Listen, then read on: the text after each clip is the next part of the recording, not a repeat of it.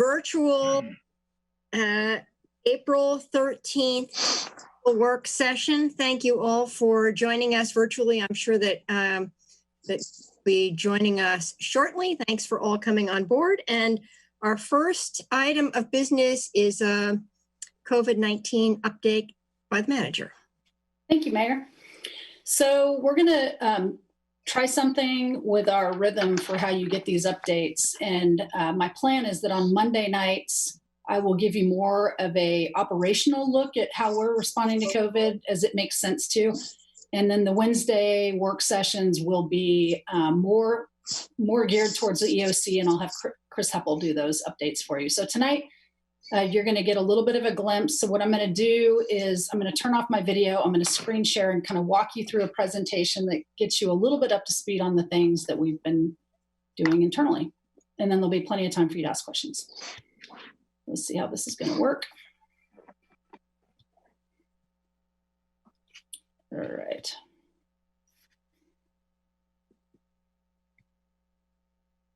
All right, hopefully you should have a full screen there now. Is that true? I don't see anything. Have patience. Yeah, I see it. I have sound, but no picture. Okay. Let's see here.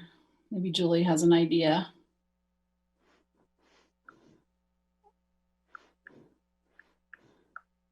I'm guessing Julie's still out there. Maybe I could just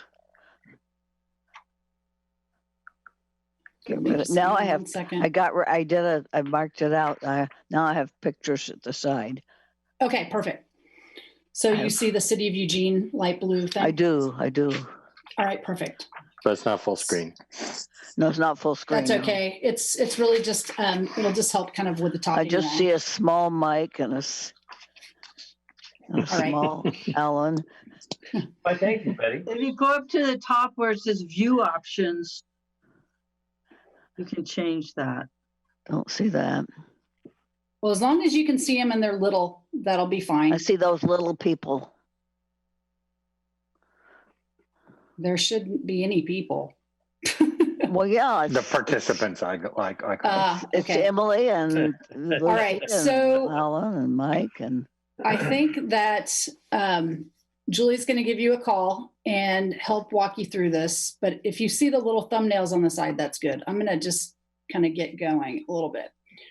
So I know you've been hearing a lot about what's been going on in the Emergency Operations Center, and you'll continue to hear a lot about that. So today really is, I want to talk a little bit about, I'm calling it Team Eugene, which is mostly some updates on how our staff are working and how they're deployed, a little bit about how our services are being continuing to happen, and then just like the tiniest baby glimpse into finances, just to kind of give you a sense of the things we're looking at. And before I even start, I want to do a good shout out to our Information Services Division and Julie, who's on the call, because this has been, in some ways, I've been calling them the first responders of our organization. Yes. Where they have had to very quickly move from being, kind of behind the scenes to being right up here, getting us all up and functional so we can actually provide these services. So thank you, ISD. So I'm breaking my number one rule of having way too many words on a screen, but I wanted to be able to walk you through a little bit of how we've been responding as an exec team internally. And the rest of the slides will all be photographs.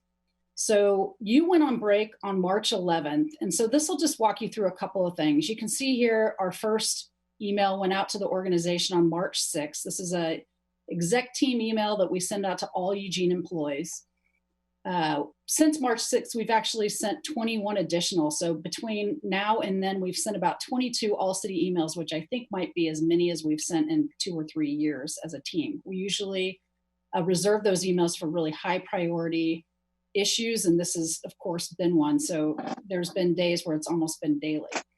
And I went back, and when I was reading back the first one we sent on March 6th, I was kind of amused by it. You may have heard of COVID. It's a coronavirus, because between then and now, we've all heard so much about it. It's become all we talk about. But we, before you even went on break, we had stood up our EOC and we had told staff, based on what was happening in Washington and Portland, that we were banning any non-essential travel and training. We didn't want our employees to be going to trainings in places where there were more cases until we understood a little bit about what was going on. On March 13th, which is really shortly after you left, we ended up canceling all public meetings and started doing, started looking at our policies. So we sent out an email to all staff saying, hey, we're starting to relook at our telecommunications policies. Hang tight. I'm just putting March 14th. Oh, sorry. Also later in the same day, we ended up updating our leave policies and started allowing people to work alternate schedules. I'll say a little bit more about that because some of you asked me questions about this while you were off. First was the flexibility with the use of leave. So we started allowing employees to use any combination of their leave banks, which was sick leave, vacation leave, or comp time, as long as they had supervisor approval and didn't require them to make a lot of justifications. Because we had a lot of employees that were really scared. We were trying to encourage people not to come to work if they were sick. We didn't want people with really low sick leave balances to feel like they needed to keep coming in. So that was really what the base of that was. I put March 14th in there as a major marker because that was the day we closed the library, which felt like a very significant event for us to close that. It's rarely closed. So that felt big. And it was only a few days after that we had our first Lane County case that was confirmed. Pretty shortly after that, on March 19th, we made some more changes to our leave policies. One that I'm pretty excited about was we started a leave donation program where employees could donate up to a year. So their accrual for a year of either their sick leave or their vacation time or any of their comp time, they could donate to a program that other employees could draw from for COVID related purposes. And I believe today there's over 3,000 hours that have been donated to that. And I don't believe any hours have been drawn yet. Let's see. We also instituted at that time an opportunity for employees to draw down a negative leave balance, which we've never allowed before. But the thinking was that employees could take their leave down 80 hours and then they can pay it back with accrual over time. So again, we're really working hard to try to keep employees from coming to work when they are sick. Let's see here where I'm at. Okay. So March 22nd was right before, at this time, we were really encouraging employees starting pretty early on to, if they could work from home, they should work from home. And at March 22nd, I think that was on a Sunday, we sent an email out to all employees saying, if at all possible, we want you to stay home. And then there was a series of things that happened since then. We had the emergency paid sick leave that we initiated on April 1st, which was a federal mandate. We, on April 3rd, even though this had already happened, we formalized that we were instituting a hiring. We didn't want to call it a freeze because we have some essential positions we need to bring in. So we called it a pause, which essentially means unless an exec has approved the hire, we're not hiring. And we are also kind of put a freeze on any non-essential spending. So we haven't frozen everything. We're asking people to use their really good judgments on this so we can focus on flattening the curve and keeping our community safe and served. So that's a lot of information about what we've been doing. At this point, we think we have probably roughly 700 employees that are working from home. And so what I'm going to do now is just walk you through some photos that are going to give you examples of people that are working from home providing services, people that are still at work, and just a taste of like how things are adjusting. So here we have a couple of our library employees who have been doing a lot of work from home. So we have Will O'Hearn, our library director, kind of look at him, so positive and eating his bananas.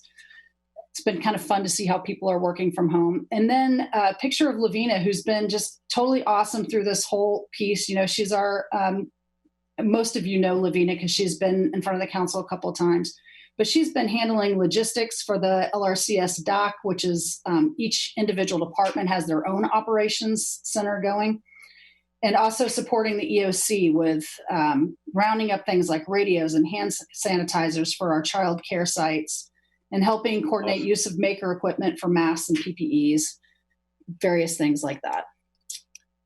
We also have library staff that are continuing to provide virtual services, so virtual story times that are happening from their homes, which is another way we've just adapted to continue helping our community who, as you know, have all of their family members home with them right now.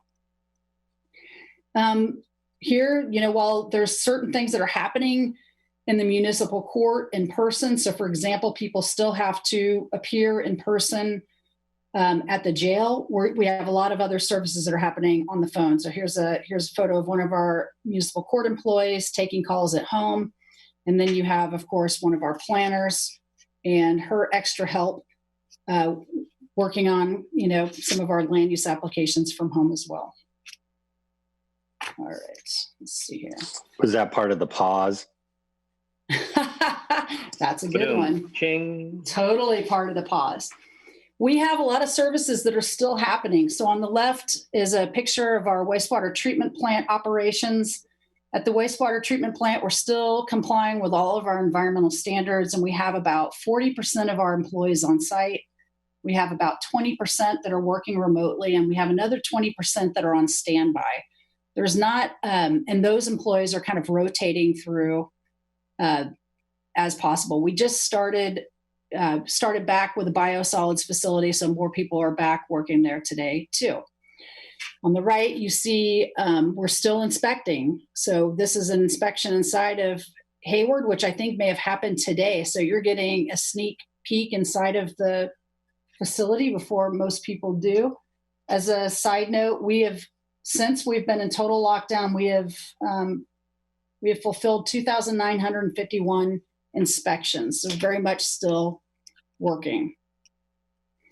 We have people that are at work, but working a little differently in terms of their physical distancing. So on the left is kind of fun. We had the Holt Center ticket office in particular were working from home for a bit, but they really couldn't, the box office staff really couldn't do that because of their system requirements and payment issues. And so they were home for a couple of days, and our ISD staff came in and set up individual office like stations in different corners of the Holt. So they're back at the Holt Center and they're working, but they're in completely opposite corners.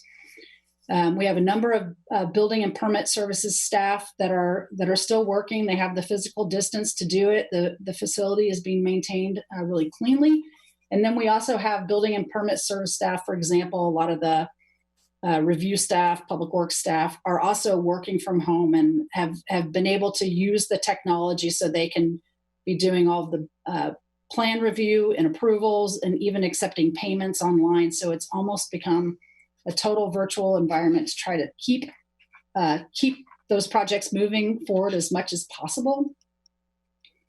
Then here's an example of staff that are working, but they might be doing new and different things. So as you know, our park ambassadors are part of the mobile outreach teams right now, and they're out providing supplies to some of our homeless that we're asking to stay in place too, that we've been given direction and request from a public health standpoint to, as much as possible, keep everybody in place, including those that are unsheltered. As you know, our parks are still getting a ton of use, and so we're still out there taking care of bathrooms and garbage cans. We're taking care of all the things that we can, and we're just doing it with crews and more distanced ways. And as you know, we have a lot of staff that are working in the Emergency Operations Center. So they're a little bit outside of their normal scope of duties, but serving the city. And so I'll stop here just to talk a little bit about city manager's office staff. We have 8 staff right now that are in the Emergency Operations Center, including Jason, Dedrick, and Brooke Freed, who are working as liaisons. We have Peter Siobhan, Reagan, and Brittany Rain, all working on the homeless support strategies. And then we have Laura Hammond, Katie Sproles, and Caitlin that are all working as part of the public information team. And if you've been watching social media and your emails, you can tell they're doing a really great job.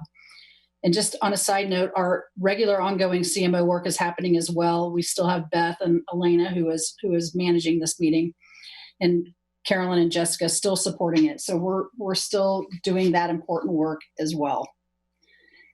We still have projects underway. So on the left, we have an image from Campbell Center, and we have Diane Sconce, who got to put her handprint in the concrete and the foundation, which is awesome because she's part of the foundation of our recreation programs and of the Campbell Center in particular, all of our senior programs. And on the right, we have the inspection or the pre-construction meeting that was at the riverfront. We also have a number of road projects underway. So, and you can see that physical distancing is happening there. So this is at 99 and Roosevelt, where we're building the path that goes from 99 to Maple. We also have the 13th Avenue two-way bikeway that started construction, some wastewater work in the Transong South neighborhood, and some planner renovations around the courthouse district. There's a lot of other projects that are out for bid. And on the right, you have Echo Hollow Pool, which is very much underway. And all of these projects are on time and moving forward as planned, with all of the CDC recommendations in place. And then we have the lemons out of lemonade out of lemons. So the airport, as you know, has had a significant drop in passengers, and that's and also has been able to hopefully secure funding to backfill some of those revenue losses. But in the meantime, they're taking advantage of their staff that really understand airfield operations, and they're repainting some of the parking lots that they never have time to do because they're constantly full of cars. So they're using the opportunity. And I know there's others around the city that are doing some of those kinds of remote projects too. We're doing CAT scans on our planning, already our heart. And then we'll go into some more physical distancing. As if you've been out on the pads, you've seen this, and I couldn't help but throw in this picture from the downtown team because it's just so happy. In terms of calls for volume or calls for service, I'll start with fire. I think we've mentioned before that the total calls have been going down over time. So you see that trend line going down. I didn't do this data analysis. People that actually understand trend lines did that. And even our potential COVID-related medical responses have been going down. So I'm just offering those as little examples. I believe I have another one I can show from police. And Chris, I'm going to cue you up. I'm going to come to you at the very, very end when I'm done, but maybe you can explain the slide that I just got, and I'll pull it up when I'm done with this. So I said a little tiny bit about finances. So I'm not going to go into a lot of detail, but because we're just digging into it, but I wanted to talk a little bit about the parking fund, because I think it's a really good example of one that had the immediate drop off in terms of revenue. So we've gone from about, I want to say it's around $10,000 to $12,000 a day in revenue to around $1,000 a day in revenue. And that is, if you look at these dates down here, you can see it's very much like it started caving off from the time 3/16 here. So this is about when we had our first case in Lane County, and it dropped significantly. And this bump was a bulk permit renewal, and that otherwise I think we would have seen that kind of flatten out at the lower level. Same thing with the citations per month, which I know a lot of people are excited that they're not getting parking citations right now. But if you look at this March 17th date right here, you see it drop off completely. That's when we stopped doing parking enforcement in the downtown area, trying to help the businesses. And we had deployed our parking staff to help create those curbside spaces for business delivery. As much as people like that, we budget about $1 million a year anticipated revenue. So it's has a significant impact on that fund in particular. So each of our funds are going to have, each of our revenue funds, recreation, cultural service, they're all going to have similar drop-offs like that, which is what we're kind of evaluating right now in terms of how we might need to adjust our budget for this year, and potentially in the next out years as well, to address those anticipated things that are happening. So I'm going to see if I can pull up 1 second here. Oh, hold on a second. Pull up this. So we were looking at, all right, so Chris is not logged in. So I asked him for a call for service comparison because what I had been hearing is that things were pretty much the same, pretty steady. They haven't seen a drop off. In fact, if you look at this, you can see their total calls are up a little bit, and everything is pretty consistent with what it has been in the past. So that's mostly what I wanted to show you with that. And then I can, oops, sorry, I can pull this back one. And that's, I blew through a lot of information there, but I wanted to make sure that you had plenty of time to ask whatever questions you needed to ask. So I'll stop there and see if you have questions before I take this down, because if you want me to go back to a slide, I can do that. Okay, thank you. I just want to, I really appreciate that overview, Sarah. Because I'm staying home and I'm not driving around town, I'm not actually seeing all these things happen. So it was, I will just a little feedback on this. It was really nice to see some of the street work happening, which normally I would see because I'd be driving around town. So thank you just even for that visual and really pretty extraordinary work by the whole team to keep so many things in motion under these conditions and so much public information going out. So thank you for all of that. And do I have counselors that want to raise a hand or be in the queue with questions? I'm looking at my participants and I don't know if Julie's on here. I'm not seeing everybody listed, but no questions? I'm not seeing any hands up either, Mayor. Okay. All right. Any comments?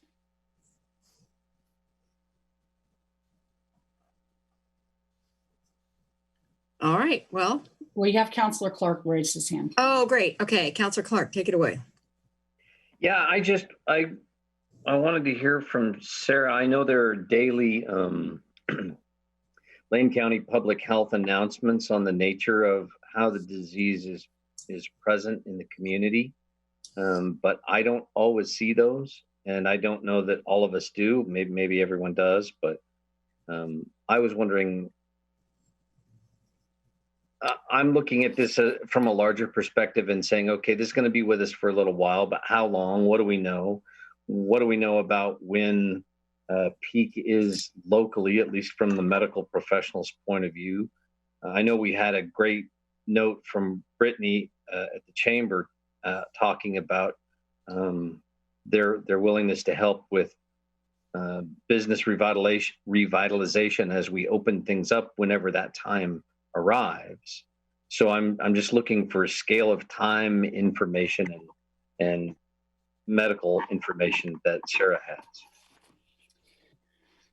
has. Sure. So these will be great questions also to ask Chris on Wednesday, because he'll be more completely in the know on this. But I listened today, so we'll have a couple more cases. I think we had another case announced today at 4:15. Tried to keep those sort of front and center for you. But what I learned today from the press conference, I didn't watch it, but I heard that there were 7 points that Dr. Lukey made, which is people have been asking him a lot too, like, when do you think we're a little bit past, or when does that peak start to flatten out? And I think he gave 7 things, that it was 2 times, in his mind, 2 times the incubation period, which is 14 days. So that would be 28 days before he would feel like we're kind of in a good place past that peak. That we have good local testing so that we know if we get a resurge, we'll be able to test it. And he feels that'll be really important. That we have the ability to trace contacts, that we have enough PPE to handle the next surge. We have a clear blueprint for the public. And we have plans in place with our local healthcare providers, and we have a statewide view. And I heard on that call a little bit earlier today that I think the West Coast governors have all agreed to sort of open up at the same time with some kind of consistency. And again, I would ask Chris more of that. I'll ask him to be prepared to answer that more clearly on Wednesday. Okay, thank you. Okay, Claire. Yeah, thank you. So yeah, just no questions, just compliments and gratitude to you, Sarah, and the exec team and all of the city staff working under these conditions, working from home, working separately, not having your team right there the way you might normally can be very disconcerting and challenging. And I'm just so proud of our city staff and how they've stepped up in this time and have just been incredible and just represented our city so beautifully. So I just wanted to express that. Thank you. Thank you. You're right, they have.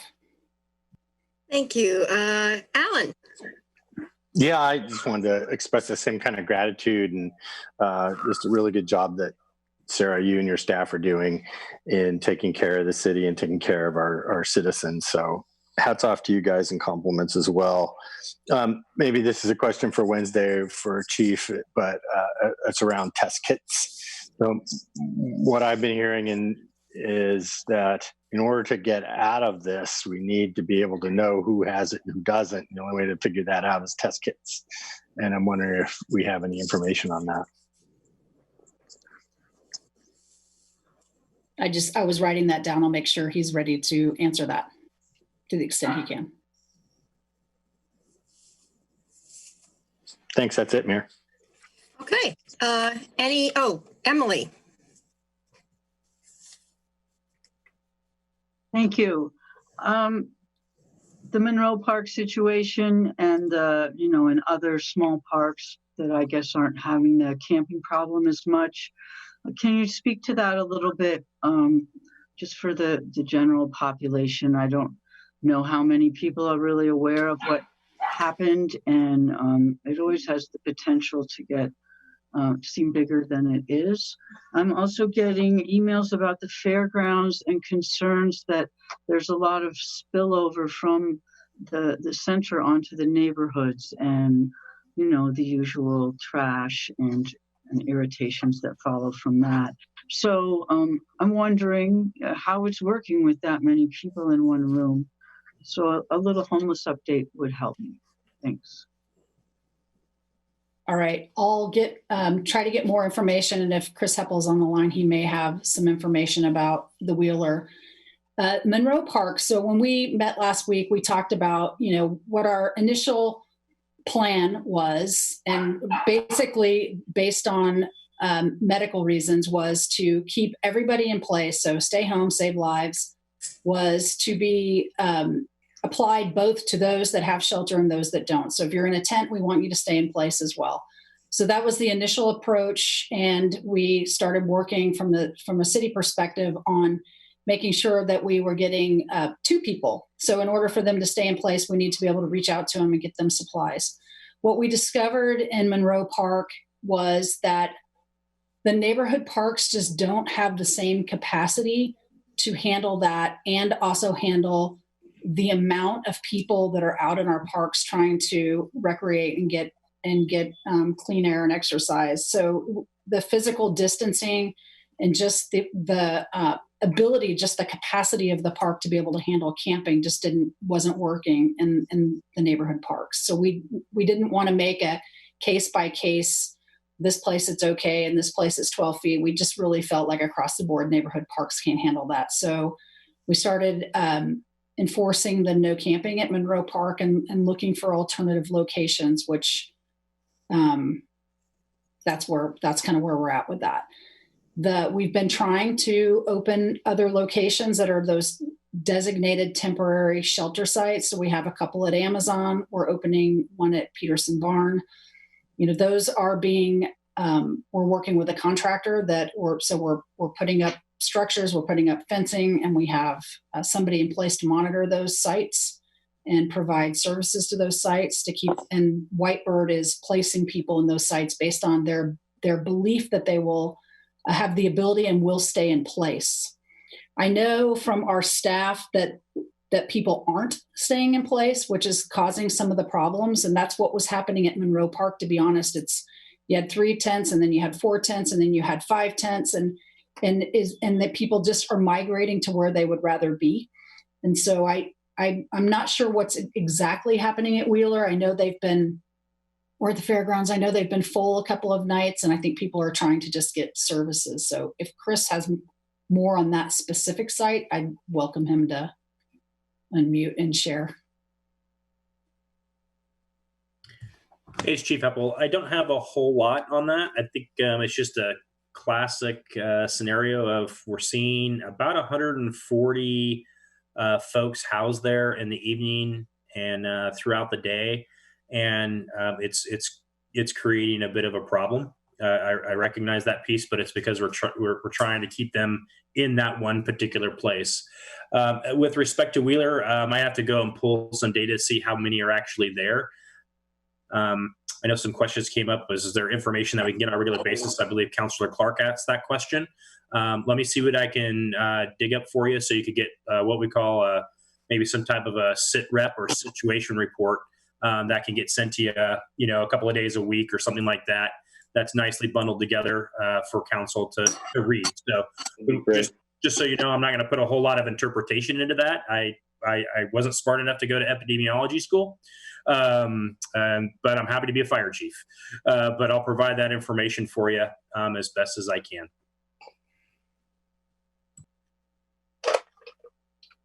Okay, it looks like I have Greg in the queue. Yeah, thanks, Mayor. I'm not sure. Can you hear me? Yep, you're coming through. Okay, good.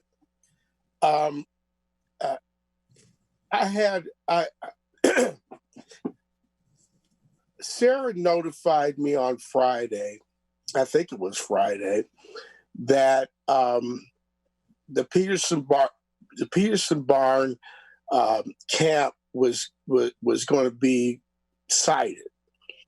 I'm getting a lot of pushback right now from my constituents, and they were surprised that this was going to happen. I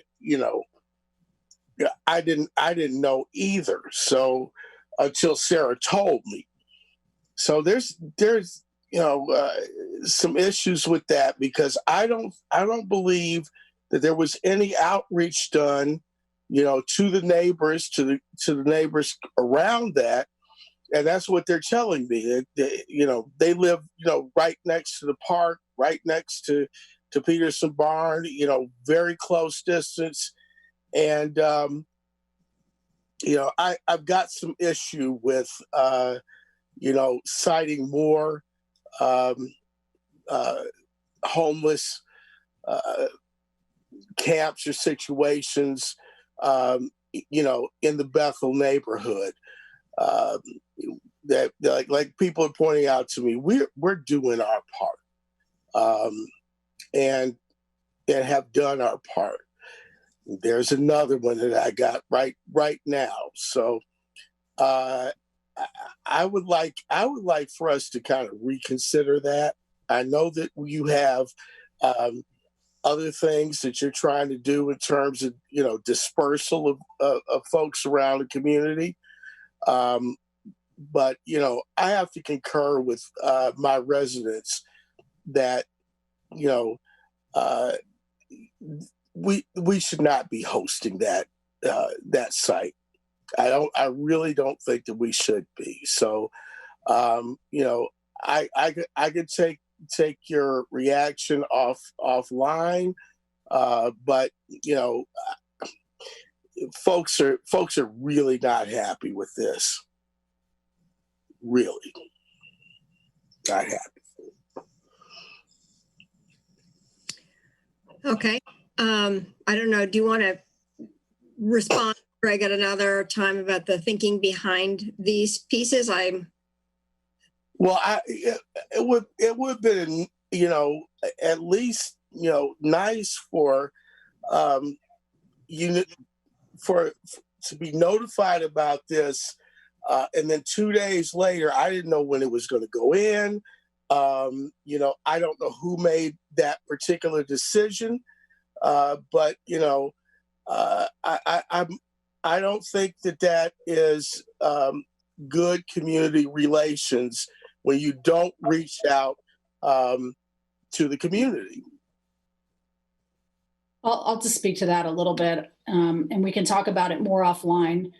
The part of what's happening in the Emergency Operations Center is there's a unit, and I can't remember if it's ESF 6 or what the number is, but that are planning the emergency response. Like, where are we going to keep people? How are we going to keep people in place? How do we keep the curve flattened? And job number one is flatten the curve, which we know whether it's an earthquake or it's this virus, that when we are dealing with and planning for the unsheltered community, there's some temporary things that are going to have to happen that probably aren't going to be popular anywhere necessarily in the city. So it wasn't, and unlike citing a rest stop where we would be expecting that to be a permanent situation, and we're working with the neighborhood association and neighborhood leaders and all of you way in advance, this feels more like it's an emergency, and we're responding in that way and deploying them as we need to in the parking, in places where we have total control. So it's a parking lot that is, it's a community center that's closed, and a parking lot we can utilize. And if we, I will talk, we can talk through this with the team, but the intent is really, it's there for a very short amount of time. It's monitored, it's managed, people are selected, and hopefully has very little impact. So far, what I've heard about Amazon is it's been going really well. But I understand your concern, and I understand the concern of that whole area of town that does feel like it's had a lot of use, and it's only because that's where the community center is that we selected that. So I guess we can talk much more about this offline. Okay, Claire? Yeah, thanks, Mayor. So, just in conjunction with that, and I'm not speaking to whether or not Peterson Barn is the right choice, whether the outreach should have been conducted differently. But just to share, Chief Skinner and I have been fielding complaints about homeless campers in the median between 6th and 7th near the George Sutton RV, and concerns about, the impacts of those folks, including crossing, those traffic lanes. And for me, the idea of having a sanctioned legal place temporary to move those folks to, is very appealing and important. And having to tell these business owners that right now we're not moving people, you just have to put up with them, is not a very satisfactory response. So,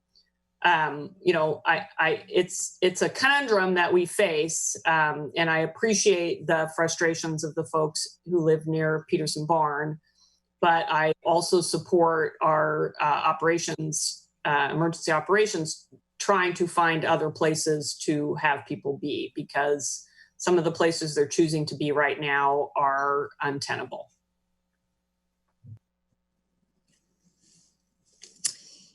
Thank you. Any other folks wanting to make a comment? Betty.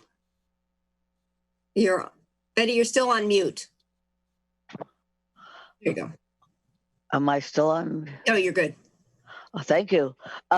Since other people are saying things, I feel responsible to say something on behalf of the people who've spoken to me who are not happy about Amazon Park being turned into a campground. And one thing some people have asked me, is there an ending date? How do we know when this will end? But there are two groups that are using Amazon Park to live in. And there are many people who live nearby and who use the park also, who don't live nearby, who are wondering why and when will it end. Thank you. Our intent is that they stay in place until the governor lifts her executive order for stay home, save lives. That's the intent. Thank you. Yeah, I think just to sum this up is that we had a profound issue around homeless camping and finding safe places for people to be. And we've struggled with it for years in terms of finding rest stops and places that were sanctioned. And now we're in an emergency. And as the manager has said, have had to come up with places that we had total control over relatively quickly and for a short period of time. So it's nobody's ideal solution, but our goal is to keep people in place and keep everybody safe. And that's so good to have those conversations, and there's more information coming, but thank you all. And it looks like Greg is back in line. So Yeah. Wait, Greg. You know, Mayor, we don't know when this emergency is going to end. It could be 30 days. It could be 3 months. It could be 6 months. We could be into this for a year. And I think that there are other places that are more viable than, Bethel. And we have, we got St. Vinny's, we've got the Dusk to Dawn camp. We got a lot of services in our area to help these folks.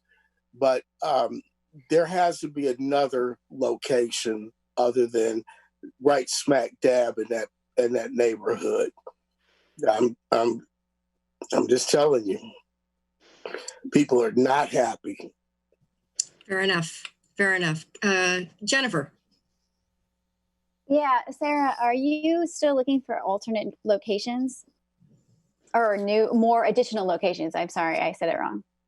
Well, I think it depends a little bit on how, what the use is and how much we need. So we've only been looking at our community centers. So you can figure that out where those might be based on the community centers that are closed and our pools that are closed. So if we need to, I guess my question is that if we had an idea of a spot that might be something that could be successful, is that something we should contact you about? Or Sure. Are you? That would okay. be great. Yeah. Then Thanks. I will do that later. Thanks. Alan? On the heels of that, maybe, Sarah, you could either now or maybe more detail later, give us the criteria for selecting places. What are you looking for? You mentioned one, which is absolute control, but my guess is that there are not that many viable places that we have,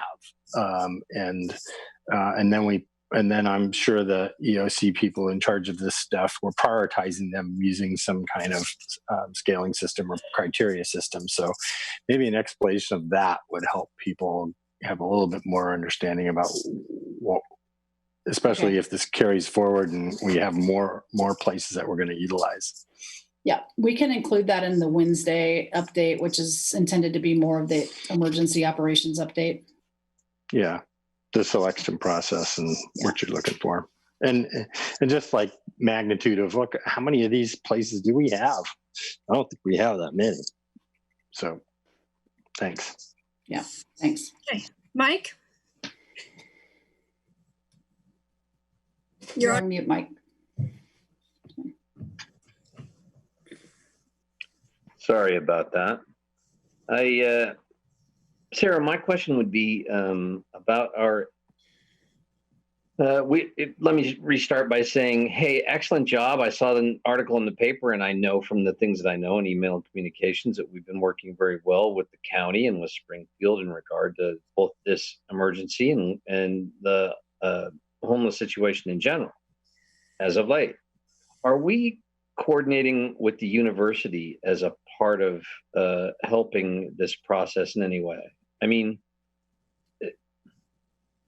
I know that there would be many people who would probably balk at the idea, but there are many who've suggested to me that the idea of the entire homeless population of our community could be put inside Matthew Knight Arena and still have plenty of room to be social distanced from one another in the process. And I'm wondering, are we using any of the larger facilities that the university has access to, or are they sitting empty in this time? At the moment, I believe they're sitting empty, and I don't know what those communications will be. I'd have to ask Chief Heppel, or he probably won't know either because maybe he does, but I will have to ask for that update on Wednesday. I can think of a few locations at the university that have a great deal of indoor space, and it's all empty now. And I certainly understand that we have an emergency and the homeless population has the challenges that they have to begin with. But if we're going to shelter people in place, we should probably do it in a way where we're not allowing for, the use of public parks, the use of the right of way, the use of people being camping in public in neighborhoods. So it seems wiser to me. Yeah, I understand that. I think that I'll just add a little bit of detail here is that, one of the things that Lane County's been really clear about is that they're in the lead of the public health emergency. So when they opened the fairgrounds in Wheeler, it was really for the unsheltered, really vulnerable population of people that either had severe underlying health issues or were already showing COVID-like symptoms or just really vulnerable, and they felt like that was a public health risk. And that was the only reason why they were bringing them into an environment that was more of that larger groups, larger gatherings, because they felt like they could screen them and they needed to have an eye on them and make sure they had resources. After that, they feel like the keeping people in place that don't have a public health issue is really our responsibility. Okay. And so the issue is not like is part of the issue is just how we fund that. So if we decide like, Autzen Stadium or Matthew Knight, we'll still have to find somebody that has the capacity to run that. So, and I don't know who does at the moment. We're struggling to get somebody with the capacity to help with 6 tent sites at a community center. So just as an FYI, but we'll certainly keep looking into it. Okay. Thank you very much. Okay, I have Councilor Pryor, and I'm going to have him be the last one because we have another topic and we have to end promptly at 7 tonight. So Chris, take it home. Yeah, I'm just very quickly, I would caution that we want to try to utilize the best practices in terms of emergency response. One of the things they've learned is that when you put too many people in one place, it creates problems.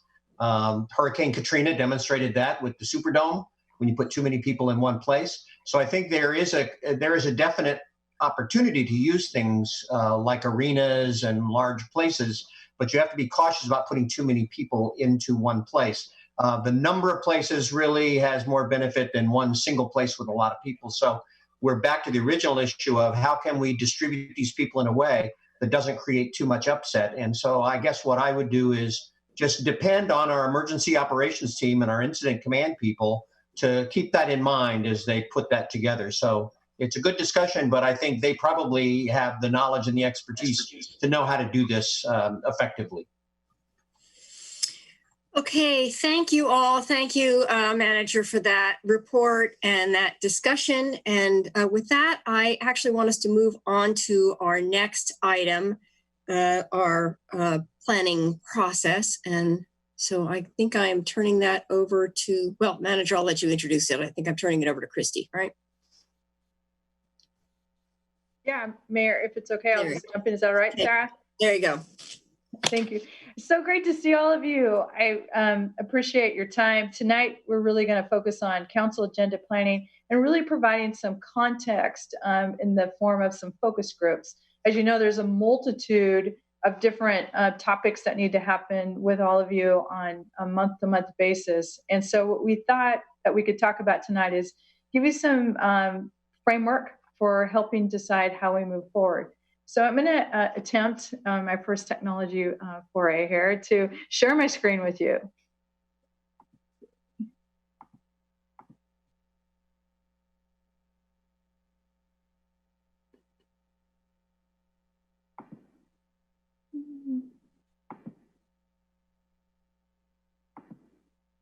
All right. So, Yay, Christy. yes. Oh, yay. Yeah, thank you. So as you know, the current environment, as we were just talking about, is truly uncharted territory. And as you just heard from Sarah, we're all working together to keep the community safe, while keeping an eye focused on the future. And what the community is counting on, I think, right now is for us to provide just sort of this beacon of hope and clarity of direction in moving through this tough period. In discussions with, we've heard from a number of counselors a strong commitment and plan for community and business recovery. The urgency and importance in understanding how to provide paths for returning to a vibrant and thriving community is front of mind, and it's something that we're continually thinking about every single day. In addition, we also know there are other many important initiatives that need continued action and direction. Today, we want to hear your thoughts, your concerns, and hopes as we plan for the next 3 to 6 to 9 months. As we move through these slides, you might recall that Sarah sent you a little bit of city manager homework, and you received a document with a list of a variety of things that either were on the agenda or being planned for the agenda, and then some other new topics for consideration. So I'll refer to that off and on as we move through this. So as we think about where we're headed and building a vision for success, up until about 4 weeks ago, the vision for success in 2020 was really solidly in focus. Staff and council were clear about the direction and areas of focus related to several important topics, and significant progress is being made. In light of the recent world events and more specifically local impact as a result of the COVID-19 pandemic, it makes sense to take a moment, pause, and reassess what needs to be accomplished in the short and the long term. This slide identifies four bits of framework to think about as we're moving forward. The first two, the community resilience and safety and business recovery, really focus on the now and later. What do individuals need from us? What level of communication, what level of support? What do they need to understand to help them be safe day to day and to help them continue to move forward? And then in addition, we need to help support, and people need to be understanding that we have clearly focused on where we're headed to next as we move through this.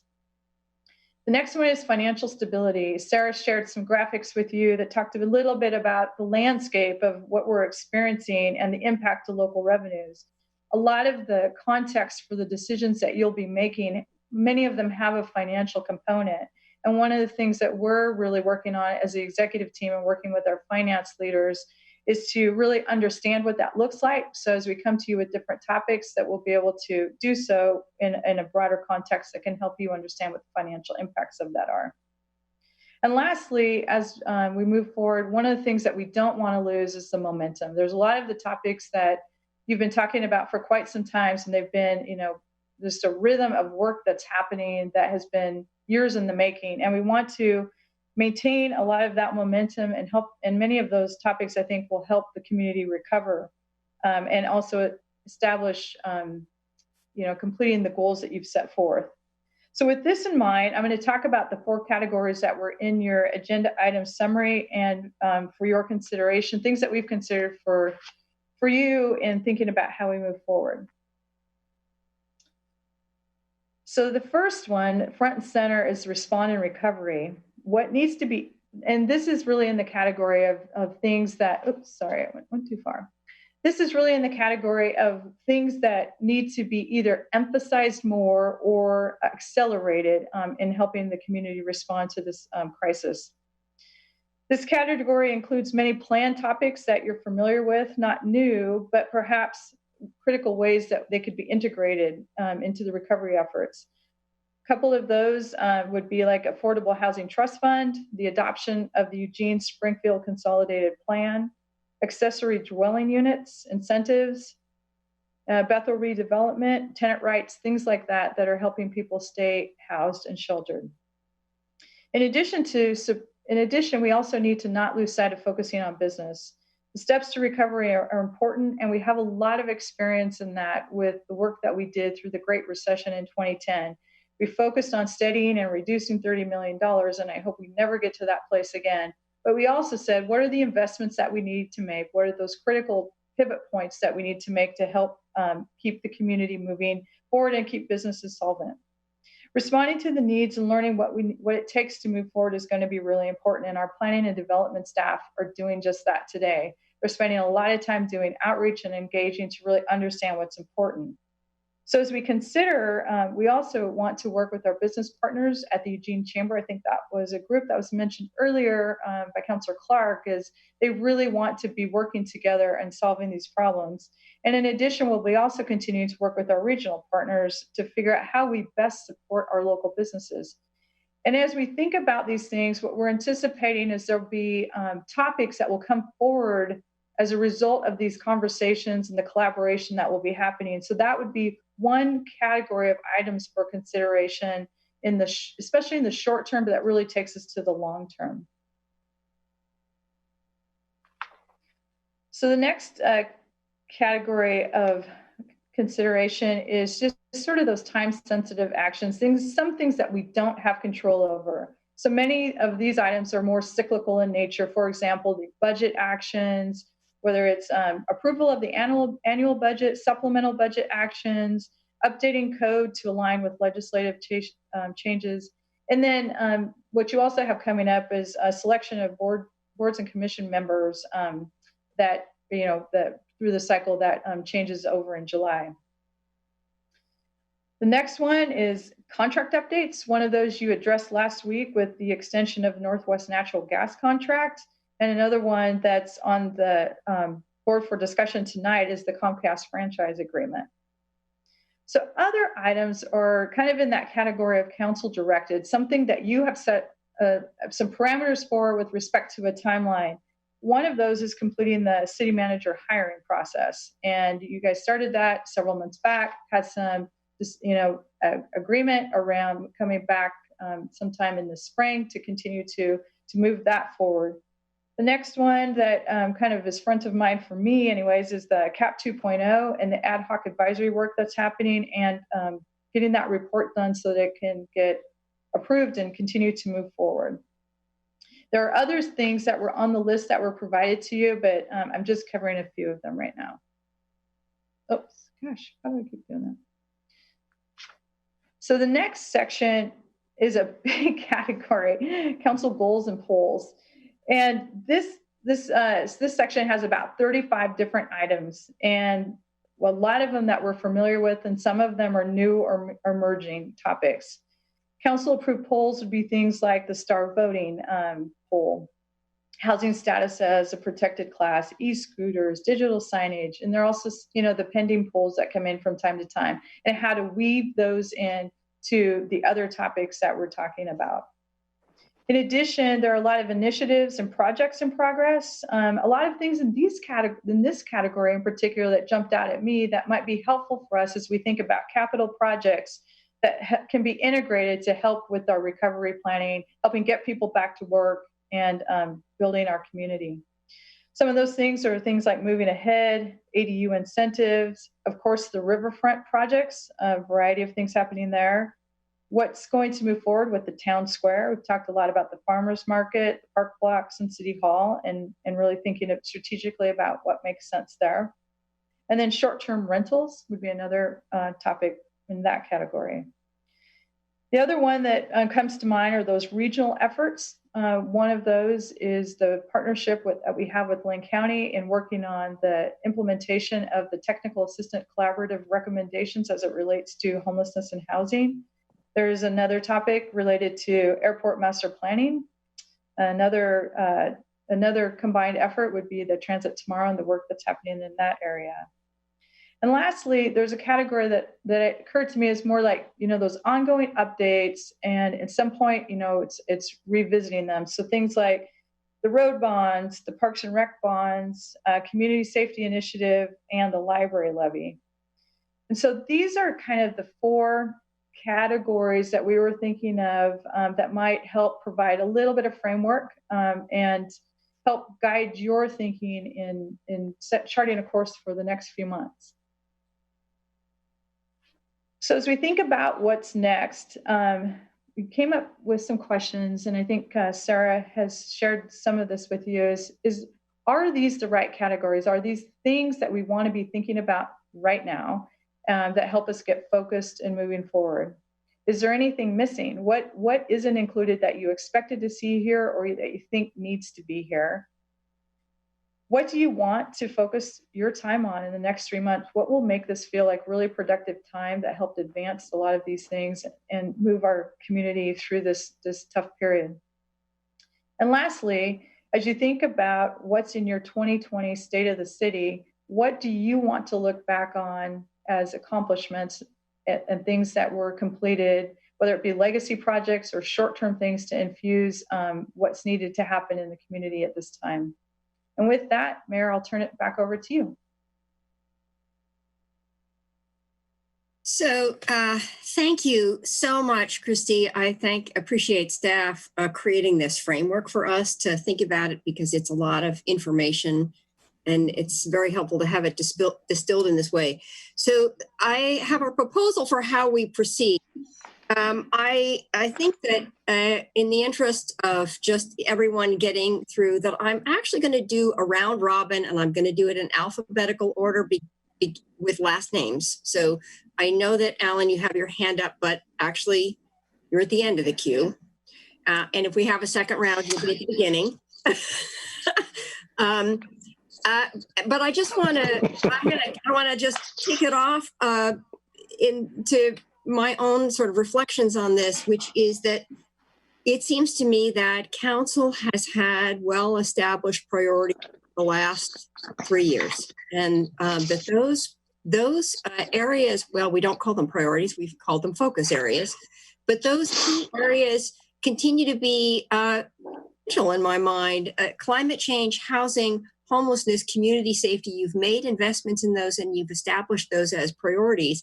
And now going forward, economic development becomes sort of the key piece here in terms of both our emergency response to the situation and in this sort of immediate term, but in the long term in terms of how we recover in the long term. So in my own kind of view of this long list, is that that's the fundamental filter. Those are the things that as council you have said, these are the fundamental driving issues that we need to pay attention to. And they still are there.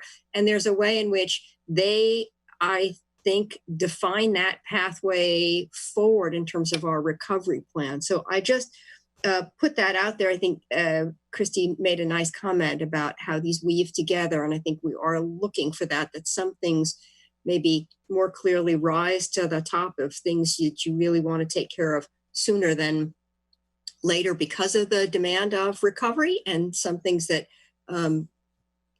becomes more of a subset of some of those targets. So with that said, I am going to begin and give Mike, it'll be Mike first and Greg.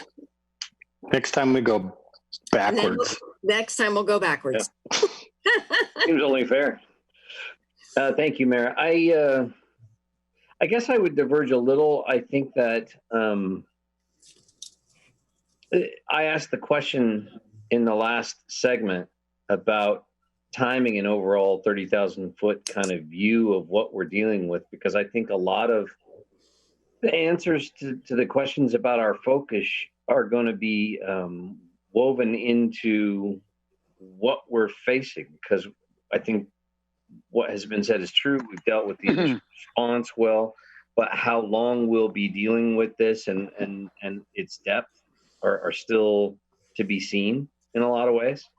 And so I guess I would say that with regard to the three major areas of focus that we've had for the last few years, public safety, I think, was predominantly a resource issue, and we've addressed it. I think the chief's doing a good job in making the kind of changes that will matter and will make a difference.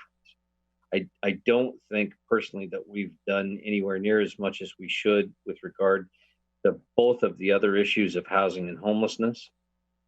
I think those are absolutely bound up in the issue of economic development and how quickly our community can come back to life, as it were, after this, and how much longer we're in the position we're in, and how tall the hill is economically from there.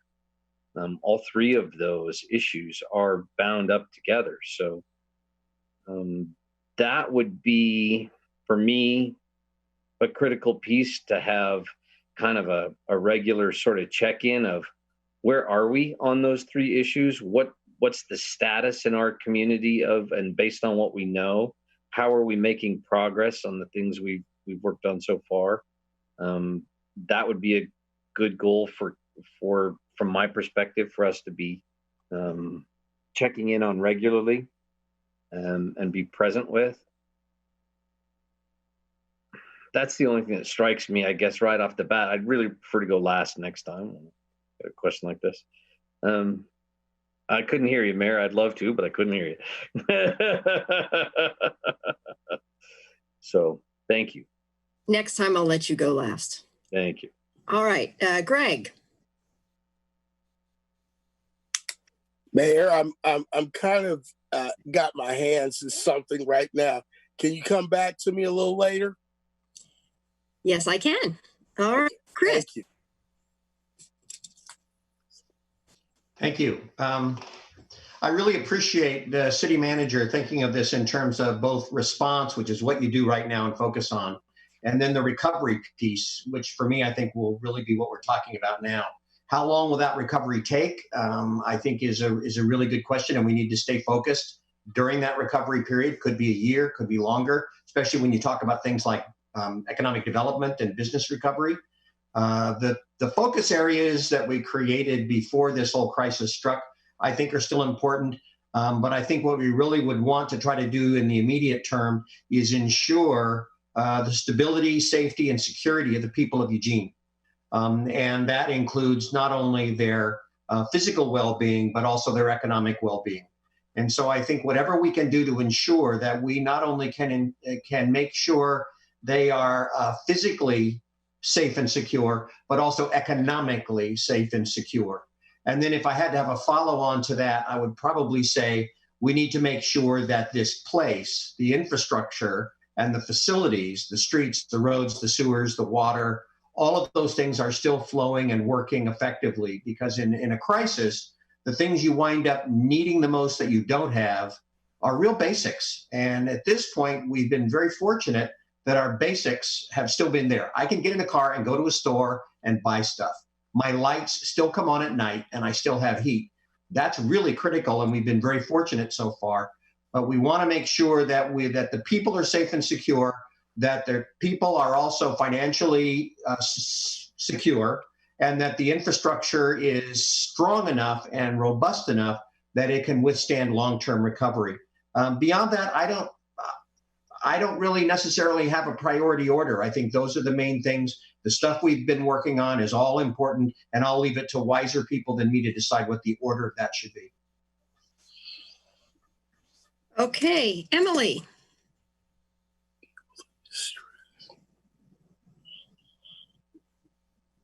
You're still on mute, Emily. Yeah. Okay. Thank you for putting all the topics together. It's a long list of all the things we've been working on. I agree with Mike that business rehabilitation and the homeless situation and housing are the three things that probably the most immediate after our physical and mental well-being right now. But we can't forget about the climate. And I think that that's going to be get pushed backwards a little bit because these other things are so in our face and urgent right now. So I hope that as we're working on homeless and housing and business rehabilitation and the other things, that we do keep a focus on climate, and as we're looking for solutions, look for which ones can also help us with climate recovery. So the people and the community and the climate. Thank you. Okay. Claire? Thank you. So when I first was looking at that list, I was pretty daunted and trying to sort through how I might respond. But my response is similar to kind of what Mike and others have framed, but with a little bit more. So, housing affordability, I agree, is still a high priority, and I would include renter protections in there. Public safety, finding a way to maintain our commitment to increasing our public safety response when we know that our payroll tax revenue is going to take a big hit during this pandemic. We must keep moving forward on the TAC implementation. You know, this is a vital commitment to addressing our unhoused current situation. And as we were just discussing before in the prior topic, you know, is still causing a lot of consternation and then challenges for those who are unhoused.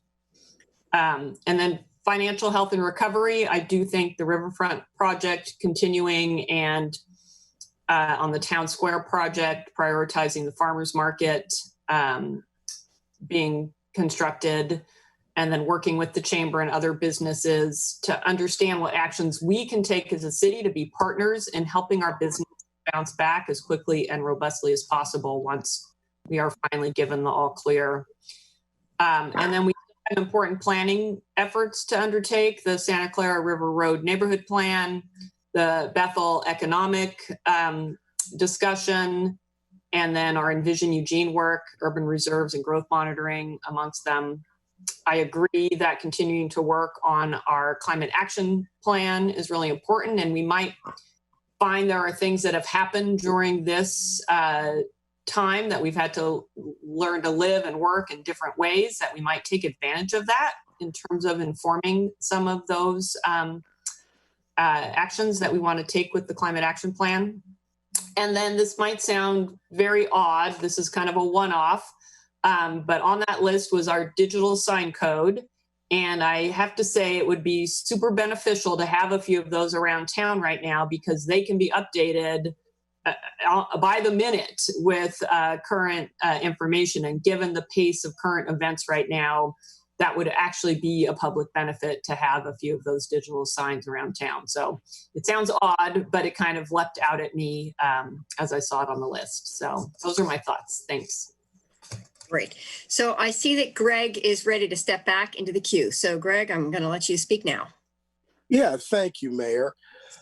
I have 4 things on my list. Right now, our emergency with COVID-19 is most prominent in my mind. I had to self-quarantine 14 days because when Betty and I came back from Washington, D.C., you know, there were people, you know, that you know, probably already had the virus, didn't know they had the virus, and, you know, could possibly be spreading that virus. I think that our response, when I say our response, I'm talking about staff and the leadership of Sarah, has been, you know, top notch, sterling. And that's what we have to have, particularly in reacting to, you know, a situation, an emergency situation of this nature that, you know, has the dynamics that it currently has. We don't know when it's going to end. We don't know how it's going to end, or even, you know, considering, you know, this could go on for, you know, years. The economic devastation is real. It's going to take a lot longer to come back than a year, in my opinion. This probably has pointed up the fact that this could be another, you know, full-blown depression like it was in the 30s. You know, the business support piece. I have a work session request out about, you know, us establishing a flexible emergency loan fund for small businesses, and being able to support them in this time of need. And then the other 2 that I'm looking at are climate and our riverfront project. And this is a nexus of a conversation I had today with Jenny and Michael Kinnison. I think you all know that Williams & Dane is our partner in this, and they have indicated that they need to have natural gas as part of the equation. That's going to be done to help in several areas. But as I pointed out to them, I said we have a commitment to moving away from gas, and this doesn't align with our commitment. I'm out of time. You are. Okay, thank you. Betty, you're up. Oh, thank you. Okay, I want to say first that Emily and Greg both said very important things. Climate change, which Emily's the first one to bring up, is as crucial to the continued existence of civilization, to do something about that. Maybe if we all stayed home forever, it'd be better, but I don't want to do that. But I'm glad that Greg brought up the natural gas thing. That giving in on that is not good. As for specific things that we should be doing, I think short-term rentals is urgent to do something about regulating them. The longer we delay, the more people who will invest in housing for short-term rentals, which is not good for the community. And it's something that I think we should not delay dealing with. And another thing that we have delayed is we put aside $1 million. I know some of you think $1 million isn't much, but just to me, but for a shelter. And we still don't have a shelter. If we had a shelter, it would be somewhat helpful in our current situation if we had a homeless shelter. And I think that has just been forgotten. Those are the things that I think are most urgent right now, is the short-term rentals and doing something about a homeless shelter. Thank you. Okay, Jennifer. Thank you. I'm not surprised, but I'm really glad that it sounds like we're all basically on the same page about what we think is important and there are priorities. I agree with what other folks said, that our focus areas are what we need to keep focusing on, that we can't lose sight of our priorities and our values during this time while we're working to address the crisis. We still need to be working on those important areas. Christy asked, at the end of the year, what do I want to be able to say that we did? And that's what I want to be able to say, that we addressed the crisis as well as we could in a calm and organized manner. But we didn't lose sight of those things that are important to us: housing, homelessness, climate change, public safety, that we still made progress in all of those areas. The other thing I want to be able to say the end is that we really took care of financial health, because I think that's a really important thing that we can do for our citizens, is to make sure when we come out of the end of this that we're in a good place ourselves. If we're not, it doesn't just affect the employees, it affects the whole city. And so, being good stewards of our financial resources, I think, is going to be really important as we go forward, and probably a very easy task considering. And I think that's it. I think people have made some really good points. And Claire's oddball suggestion, I think, is a really good one. That's not something that was on my radar, but you're absolutely right. It's those little things that now we're like, oh, I wish I had that. That we know this is, like Greg said, this is not this is going to be an ongoing crisis. So if we can identify those things that we wish we had now for next year, I think those are things we should take advantage of. Okay. And now it's Alan's turn. Always last. So I think the staff got the priorities right, basically, and I think I agree with most everything that everybody said. The number one job is to respond and flattening the curve and making sure that that's what our focus is on right now. But at the same time, we need to start focusing on what's going to happen next. And in that regard, protecting people from the recovery and working on the recovery are going to be really important.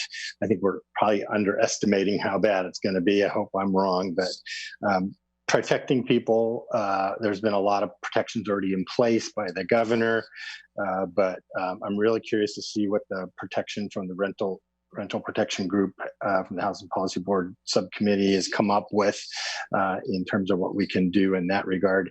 But focusing on the economic recovery is going to be the next thing that we need to turn and face.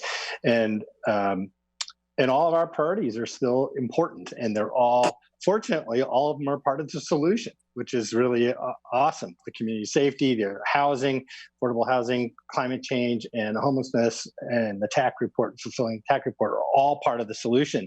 I think we should focus on, in the economic recovery, projects. Projects equal jobs equals income. And if we keep that in mind as we move forward, that's what our role is. You know, we've got, at the local level, we did our $400,000 and it was gone in 15 minutes. We've got the federal stimulus coming down. The state will do a special session, and then we've got our local thing. But we're very limited in terms of what kind of money we have. But we do have projects that we can do, and we need to identify those things that we're going to do anyway through our planning and our CIP and the things that we're going to be doing, that and accelerate them. And so things like roads and those kinds of projects, the projects that are in our CIP, especially the ones on the transplant and the CIP that promote climate change goals, are going to be really important.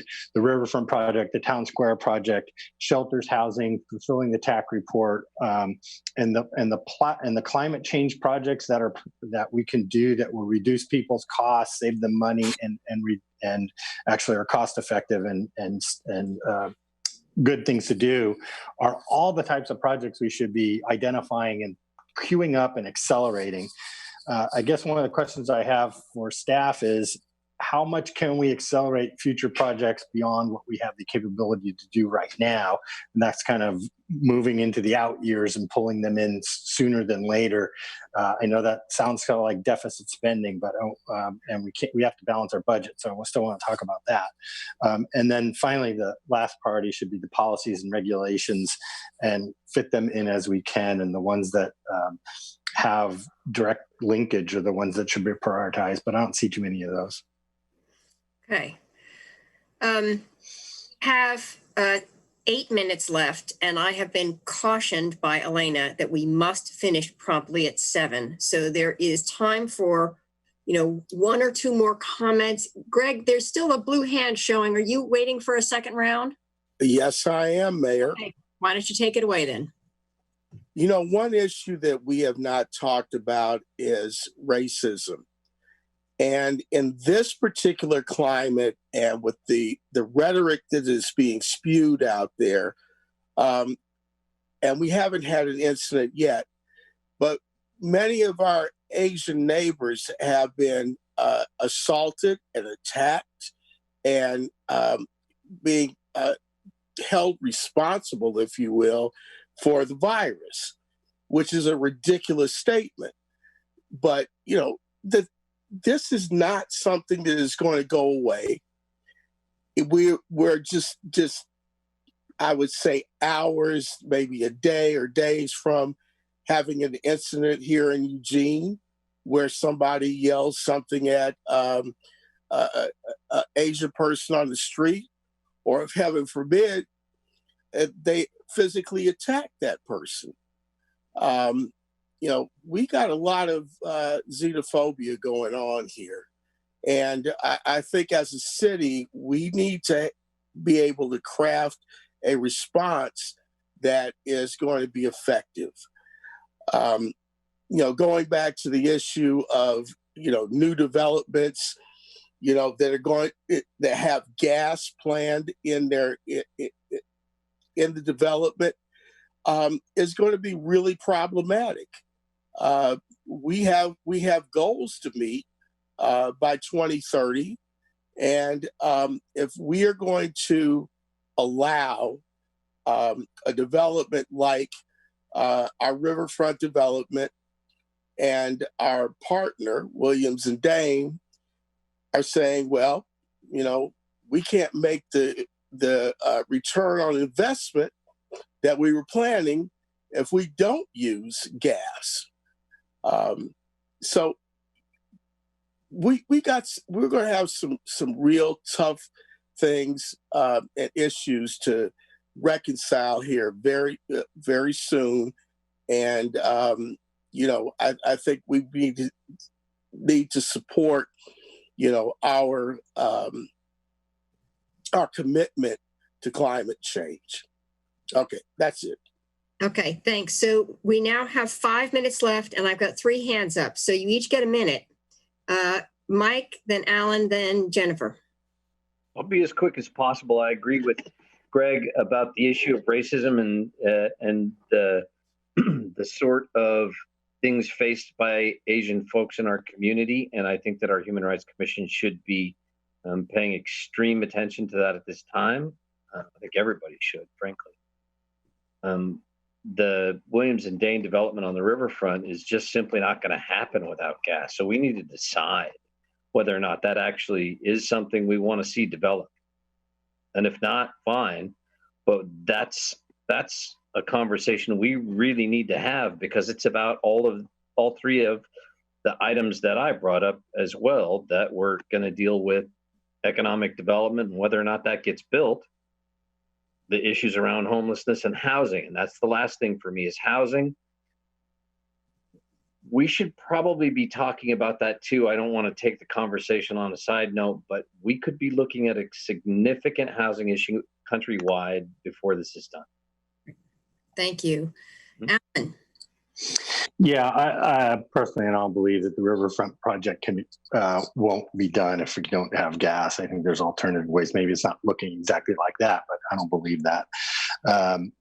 The thing about the frustration and the stress that this whole COVID-19 thing is bringing into our worlds actually brings out some of the best in humanity. I mean, every day we see these incredible stories of the stuff that's been going on, of people being incredibly open and warm-hearted and caring about their other folks. But it also brings out the worst in some people in terms of frustration and stress. And so, we have one local meeting was shut down. The MWMC meeting had to be shut down because of hate speech that was going on in the meeting, and that are converted into just a telephone call. So I think maintaining our civility and responding to hate, making sure that we keep vigilant on that is really an important part of where we move forward. Thank you. Jennifer.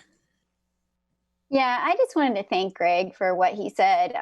Right before schools were closed, my daughter did have people saying things to her in school. And as you can imagine, that's not an easy thing for a 13-year-old to deal with. So I know that even though we probably haven't been hearing about it, it has to be happening in our community.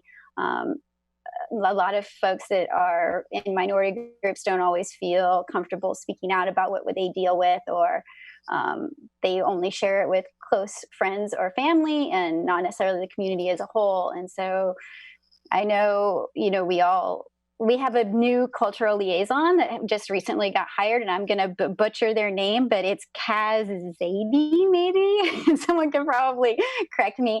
But I think, it's nice that we got this person on board, and maybe that's something that they can start, looking at ways that we can and support our communities that are dealing with this right now. But thank you, Greg, so much. I really appreciate you saying something. Yeah, great. Yeah, thank you, Greg. And manager, one final comment. 20 seconds. So yeah, we did onboard Kaz virtually, which is kind of fun. And I just wanted to mention that today in the Lane County policy group, so I'm on their Lane County Incident Command Policy Group, we actually talked about a joint statement from all 2 cities in the county around this very topic of hate speech and being just really strong and allied in that. So more on that. That's great. I think that's absolutely the critical message now is that we're all human, and we're all working together to overcome this, and we need to work together. So thank you all. We are adjourned, and we will reconvene at 7:30. So thank you all very much. Great meeting, and I'll see you soon.